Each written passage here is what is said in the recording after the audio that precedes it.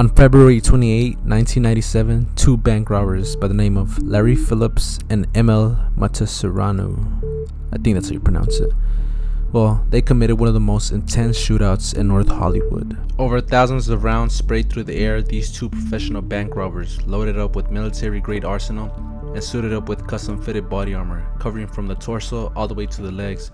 These two just started a war zone with LAPD that all lasted about 44 minutes.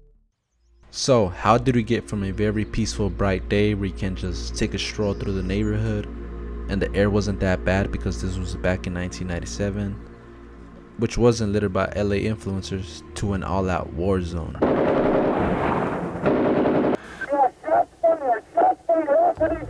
The two gunmen behind the bank shootout first met at a Gold's Gym in Venice Beach.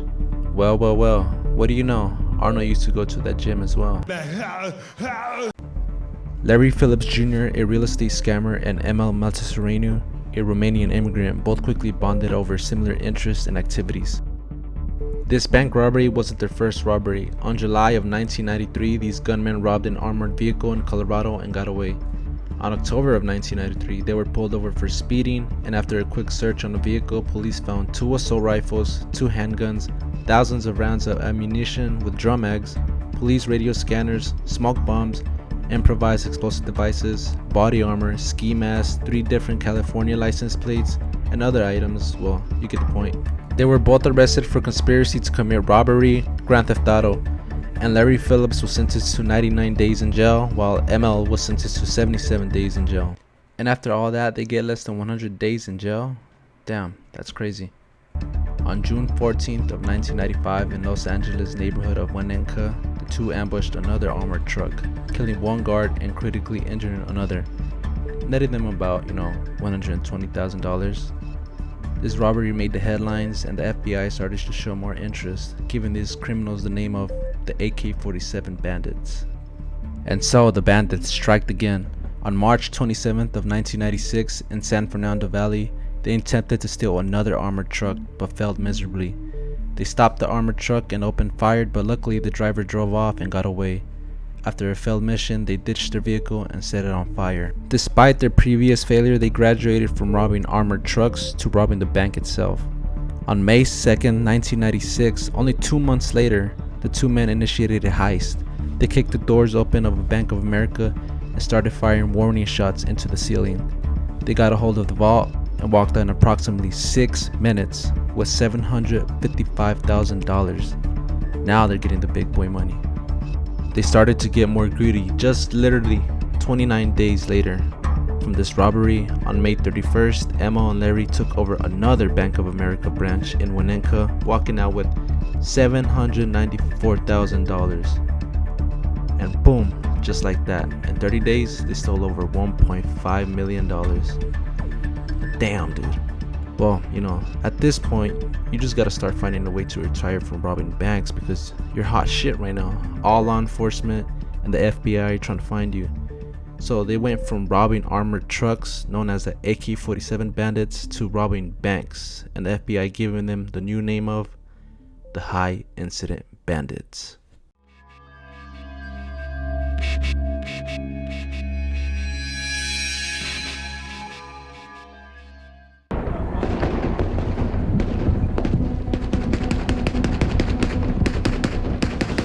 North Hollywood becomes a war zone. All officers stay down. Shots are being fired from AK-47. All hell broke out right here. After laying low for several months, Larry and Emma were now planning their biggest heist yet.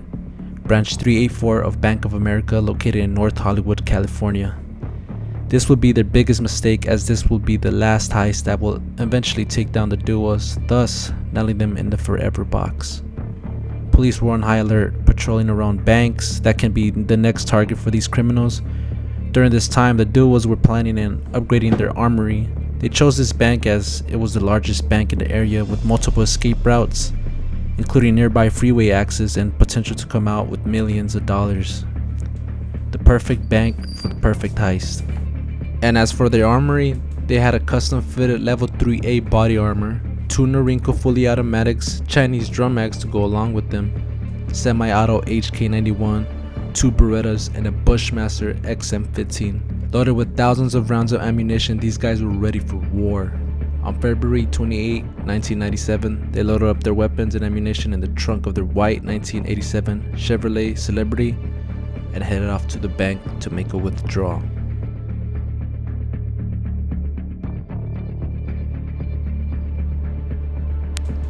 Upon their arrival in North Hollywood, they sat in their car for about 2 minutes, getting mentally prepared and taking an unknown dosage of phenobarbital, a medication used to control seizures but also used to relieve anxiety and help you relax.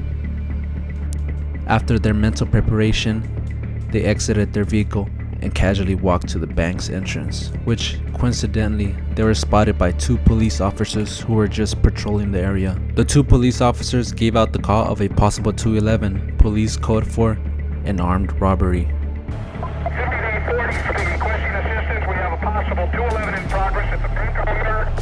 Once entering the building, Larry and Emma knew there was no turning back now. Shouting out, "This is a fucking holdup," they proceeded to fire into the ceiling.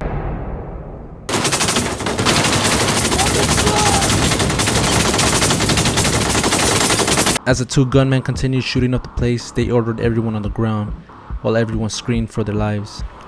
Emma tried shooting through the bulletproof glass, but it was no match for his rifle. They proceeded by shooting through the heavy plastic door that gave them entry to the teller area and the vault. Meanwhile, just outside, an army of police were just grouping up, waiting with their guns drawn.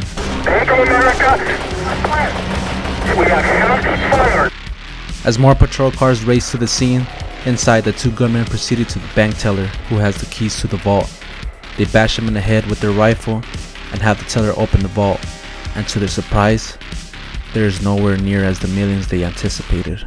To stop robberies, Bank of America has been varying the times that it delivers cash to the banks, and it just happened to be that today's cash supply has yet to arrive. With only about $300,000 of cash taken, and filled with rage, Emma fired on whatever money that was left in the cabinets. As both gunmen started their escape, they were met with dozens of police officers waiting for them. And this right here is what caused one of the biggest shootouts in LA history. Both men exited the building and were faced with an army of police officers. With their custom fitted body armor built like juggernauts, they raised their rifles and opened fire, something similar to a GTA heist. Time to face the music! Sweet mother shit. All hell broke loose. Thousands of rounds swarmed through the air, LAPD mostly armed with handguns, going against weapons that were built for war. The officers' firepower were outgunned by the bandits. The bandits just kept on firing, and officers' bullets not being able to penetrate their body armor, they had no choice to start retreating for their own safety.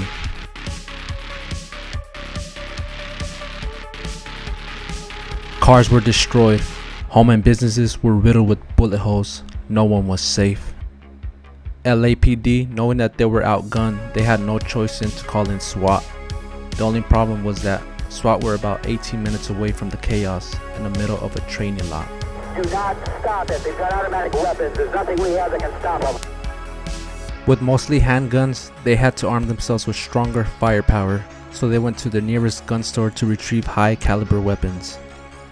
While the shootout went on for minutes, SWAT finally got to the destination, but at this point, Serrano and Phillips were now planning their getaway. With Emma in the driver's seat and Larry walking beside the car adding cover, the officers had to act fast. The suspect is walking along the east side of the bank, just daring people to come after him. He's got additional weapons. The trunk is open on his vehicle. Phillips now retreating to a residential area. By this time he was cornered and taking gunfire from officers from every direction. If somebody has a shot, take it. That's the shot. 2 of his rifles both jamming on him, now only armed with his Beretta, and finally giving up, he commits sleepy time. 1 down, 1 more to go. Nearby, M1 driving down the neighborhood, swerving into other drivers, and wounded, he fires at SWAT, while taking bullets from every direction. Advise the suspect in the white vehicle is at lamp. He's out of the vehicle. He's shooting at civilians. It's like a horse in the he just took off. There's his vehicle. It looks like a bomb truck. He's facing on the west part right now in Archwood.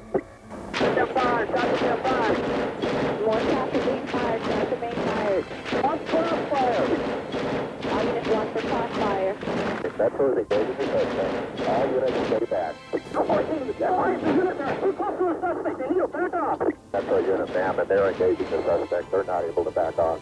Be advised, the suspect is thrown out. He may be shooting underneath the vehicle towards officers. Officers thrown down and possibly shooting at the officers from under the vehicle on Archwood between Radford and Hines. After dozens of rounds exchanged, they finally took him down. And 10 minutes after the battle was over, Emil bled to death.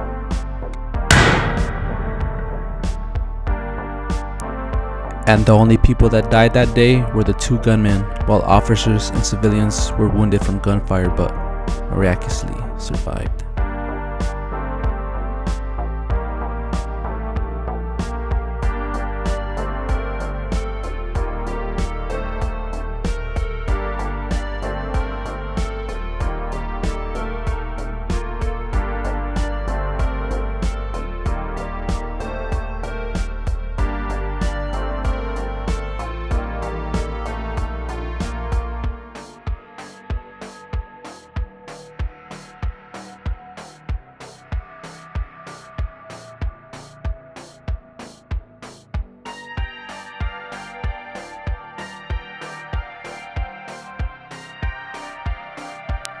Don't forget to like, comment, and subscribe if you enjoyed the content and if you want to see more in the future.